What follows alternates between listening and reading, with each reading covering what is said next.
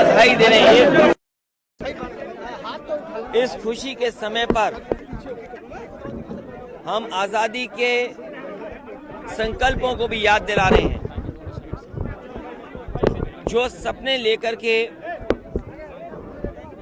इस देश को आगे बढ़ाने के लिए काम किए गए, उन सपनों को कैसे पूरा किया जाए। और आज जब हम आजादी की खुशियां मना रहे हैं, वहीं हमारे देशवासियों के सामने चुनौतियां भी हैं। और आज चिंता का विषय ये भी है कि महंगाई चरम सीमा पर है। चिंता का विषय इस बात का भी है कि चरम सीमा पर बेरोजगारी है। और दुनिया के तमाम आंकड़ों में अगर हम देखें, स्वास्थ्य के क्षेत्र में, प्रेस की आज़ादी के क्षेत्र में, बच्चों के स्वास्थ्य को लेकर के, उसमें भी हमारे देश को कई जगह बहुत पीछे दिखाई दिया है। जहां हमारे सामने चुनौतियां हैं, वहीं चिंता का विषय है कि हमारा देश दूसरे देशों के मुकाबले कैसे आगे बढ़े। जिन देशों के पास आज जनता को देने के लिए अच्छी सड़कें हैं, अच्छा स्वास्थ्य है, अच्छी शिक्षा है,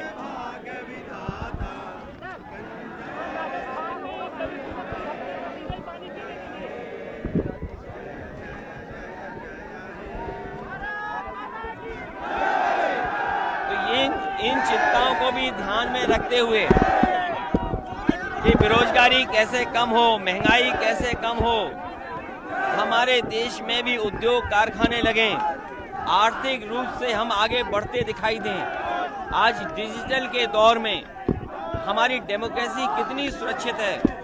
आज हमारे देशवासियों को इस बात की भी चिंता है कि कुछ लोग जाति को के भेदभाव को आगे रख करके, धर्म में झगड़ा करा करके अपने वोटों को साधने का काम करते हैं। जहां हमारे देश का इतना मजबूत लोकतंत्र है, वहीं भाईचारा, सद्भावना और एक दूसरे के बीच में प्यार कैसे बढ़े, उस दिशा में भी हम लोगों को सोचना होगा।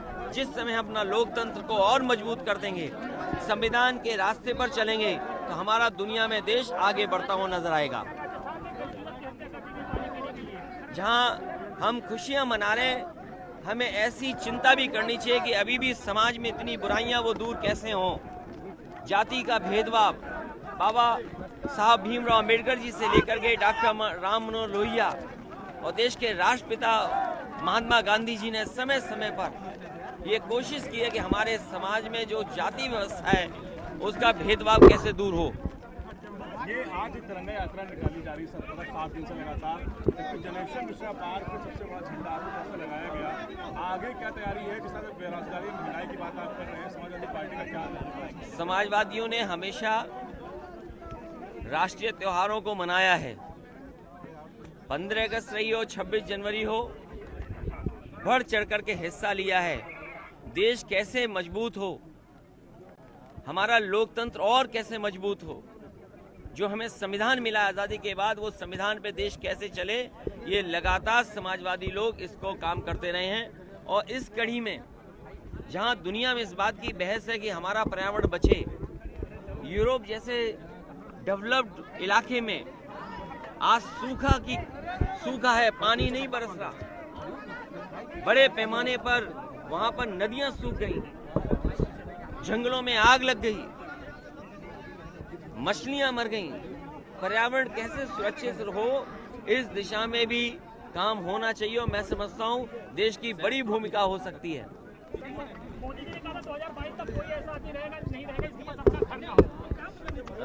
ये समय इस बात का नहीं है, लेकिन ये समय इस बात को भी याद दिलाता है कि जो संकल्प लाल किले से लिए जाएं और सीधा सीधा जनता को संबोधन करके लिए जाएं संकल्प, और अगर पूरे नहीं हुए तो प्रश्न लगता है। इसीलिए मैंने कहा कि देश के सामने चुनौतियां भी हैं और चिंता करने का समय भी है।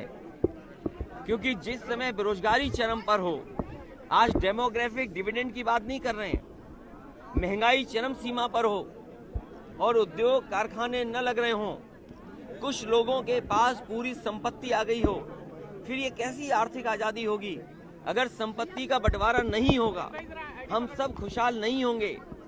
आजादी दिलाने का सबसे बड़ा सपना यही था कि आखिरी व्यक्ति और समाज का सबसे गरीब आदमी का भी जीवन स्तर बेहतर हो।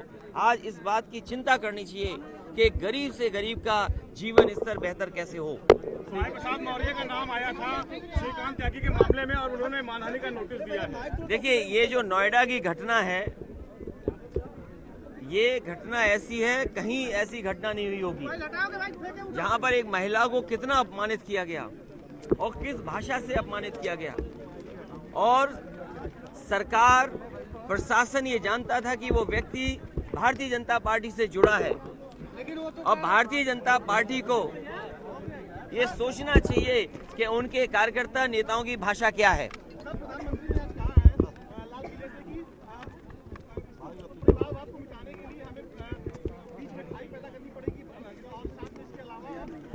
ये समाजवादी परिवार है, ये समाजवादी परिवार और मजबूत होगा। सर, त्यागी के ऊपर आरोप लगा तो मौर्य के तभी प्रधानमंत्री ने चिंता लाल किले से भी की है कि नारी का सम्मान होना चाहिए। बहुत धन्यवाद आपका।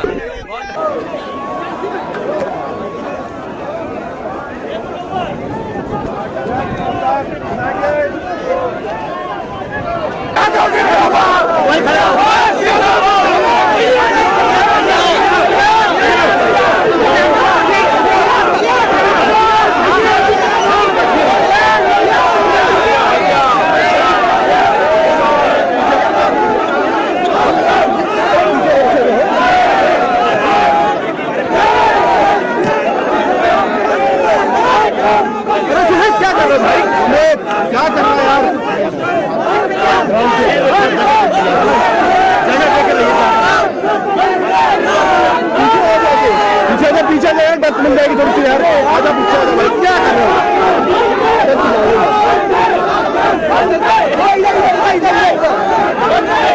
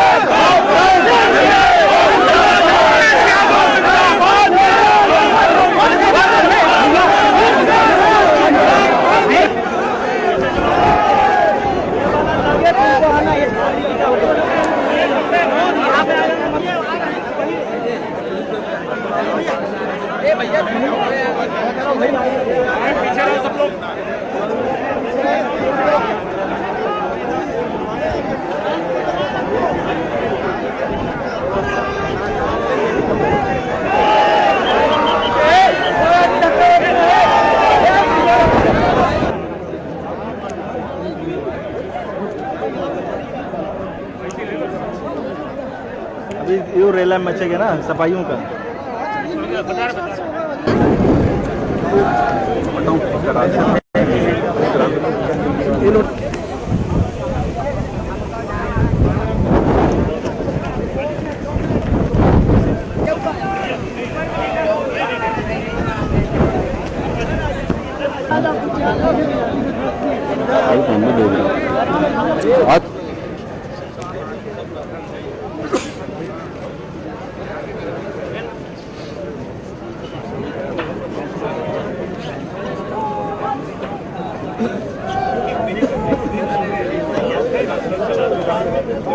अरे बाबू भाऊ पीछे रहना